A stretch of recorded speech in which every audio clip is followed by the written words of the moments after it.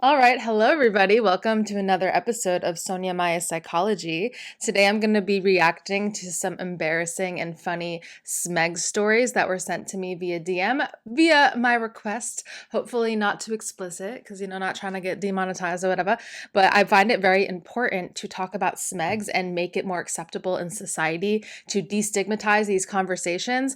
So might as well react to some stories. By the way, I'm a doctor of psychology and a smeg therapist. So when I react to the stories, it's going to be with the humor of my personality and potentially some clinical or sexual related expertise so that there's an edutaining approach, because if you know me, you know that I like to take education and entertainment, funny things, and put them together, because when we're laughing, we're not in pain, but we're also more likely to remember what we're learning. All right, so without further ado, let's get into the first spicy story that was sent to me. By the way, if you enjoy this kind of content and you want to learn more about smegs, then make sure to hit that like, hit that subscribe, and turn on those bell notifications if you want to support my channel, etc.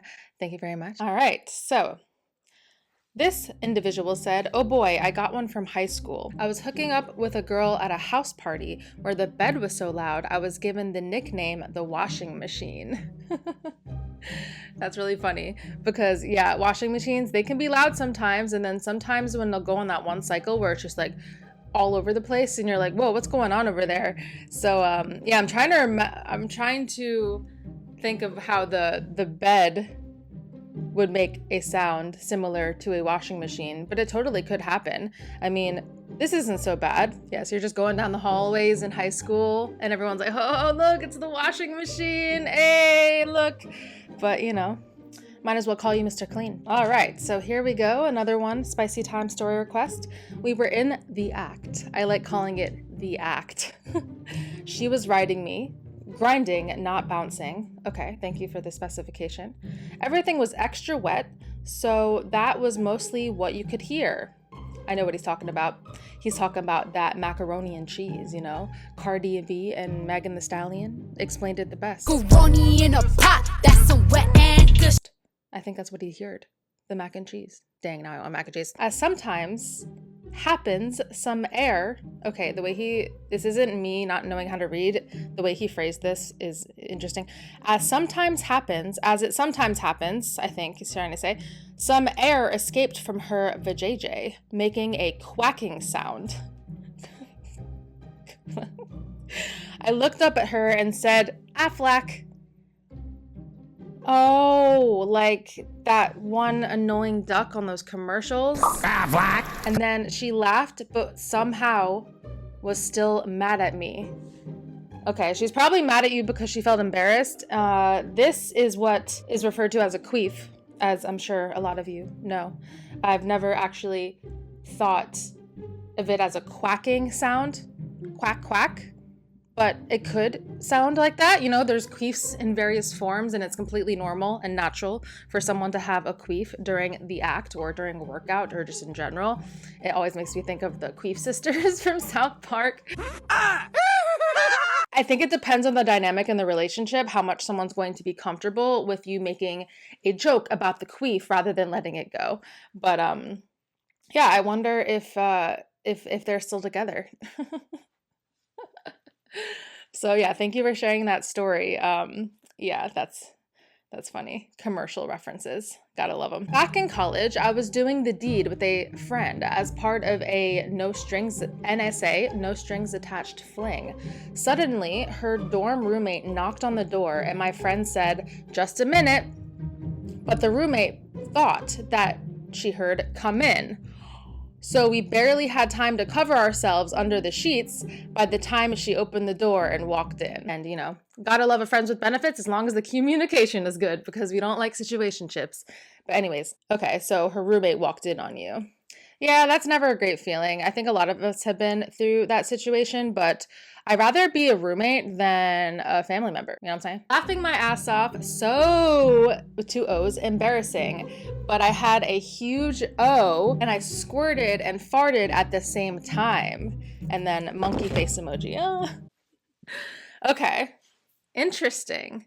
Squirted and farted at the same time. Well, I'm happy to hear that you squirted if squirting is something that you like to do. I have made a lot of videos on squirting. When people like doing it, it's great, but other people, they might squirt when they don't want to squirt.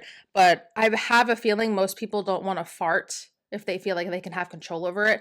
But it makes sense. I feel like when you're doing certain positions, queefing and farting, it's just like, it just happens, you know? We have bodies. Air gets trapped in places. There's nothing to be embarrassed about, but I think a lot of us can relate to the fact that you don't want to be queefing and farting with somebody that you don't really know that well. And I know a lot of people have different perspectives on how fast it's like okay or acceptable or comfortable to fart in front of your partner. Some people will go whole marriages without ever farting. And I've actually never been in a relationship where I was like okay with just like, okay, I'm not going to hold it in. I always hold it in.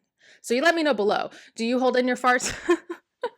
Because I know people who've been in relationships where they'll make it a funny joke and then they'll even like trap their farts under the covers and make it a joke, which I would not be into, to be honest with you.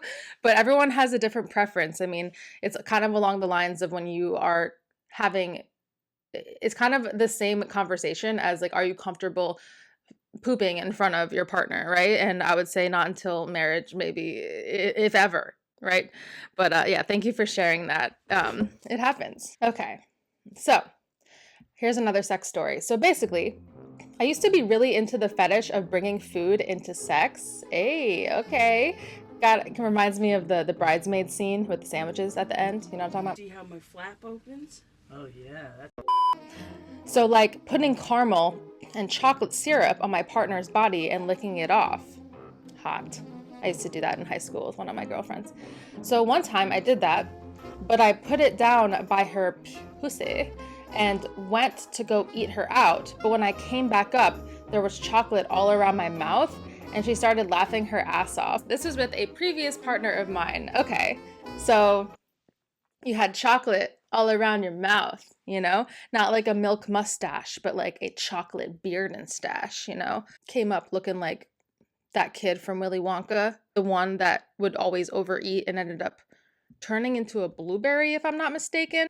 Turns out I was mistaken. He didn't turn into a blueberry. It was that annoying girl who chewed a lot of gum. He fell into the chocolate river. Just like couldn't get enough of that chocolate river. Oh, you've had enough. You've had enough. What was his name? Whatever. I would recommend in the future, if you're going to be, you know, putting syrup and chocolate all over your partner's body and licking it off, that you have some baby wipes handy, you know, so that you can like very slick without coming up all chocolatey, wipe it off, or you could ask your partner to lick it off your face or something. I'm really into the whole thing of like in my own personal smegs life, like if someone goes down on me, I want them to come back up and make out with me. I want to taste what they were tasting. And that could be chocolate too, but I'm mostly usually referring to my taste. So that's a thing that I find really, really hot. Anyways, that was very personal. Let's move on. First time my ex and I had smegs, I had to hit the ER. Oh no. I popped an ovarian cyst of hers. Wow. Smexual ER stories are more common than people think. And there's actually a show, I believe, that has to do with like sexual occurrences that lead to the ER. And yeah, it happens more than you think, especially with people putting things up their butt in a way that is not very effective. For example, getting things stuck up there, not the best situation to be in, and sounds like it could be a bit embarrassing. I also hear about cases of people getting stuck inside another person, which is very scary. It's like, how do you even get to the ER? Can you even imagine? Not really a sex story, but I got called out in class in high school for staring at a girl's rack. You gotta be more slick with it. I like boobies too, but eyes are up here. There was this one time I was drunk and a girl gave me a hand job and I nutted and she whipped it on her leg. She whipped it on her leg. I don't get it. So you were drunk, got a hand job, and then she whipped it on her leg. Is that embarrassing? I mean, it's gonna go somewhere, you know, leg, chest, face. Close your eyes, be careful. You know, you're not wearing goggles. Sometimes your cumbrellas don't protect you. And yes, I'm referring to eyelashes. I don't know if you've ever heard of this, but I've talked about it on TikTok. There was this myth going around that the reason fake eyelashes were invented were to protect eyeballs from semen, but it's not true. But I think it's really funny to call them cumbrellas because I love puns. After we were done having smegs, she tells me, well, now I can cross that off my bucket list. Okay, I mean, that's a interesting one. So she had you specifically on her bucket list, or just like having sex in general? Was she, like, she never had smegs before? Who knows what that meant? Yeah, I mean, I don't know if that's embarrassing, but I guess you could call it funny. Yeah, why not? The discovery that his concave chest, when sweaty and pressed against my boobs, make the noise of a typical armpit fart. We were both topless for the first time and trying very hard to keep it together, so the first time it happened, we ignored it. Let's just ignore that sound. We don't want to get it out of the moment. We quickly discovered that, no, this is going to be the thing that happens all the time, and it's absolutely hilarious. We embrace it. Chest farts. Oh my god. So chest plus boobs equals armpit fart sound. Yeah, that's pretty funny. I mean, if you're somebody who gets really distracted from sounds, you might want to like play some music to offset the armpit fart sound. I mean, it's okay to start laughing during smegs as long as it's not bringing you out of the spicy time moment. You know, it's totally okay as long as you're not laughing at one another, but with one another, you know? I like how they embrace it. I like that. Okay, I think we can all agree that reacting to embarrassing, funny stories is hilarious. So I'm going to post part 2 next week because the video ended up getting a lot longer than I anticipated, and I want to make sure that I'm able to react to all of the stories, but editing takes a while. So stay tuned for part 2 coming out next week with more sexy, funny stories, and thank you so much for watching. Goodbye.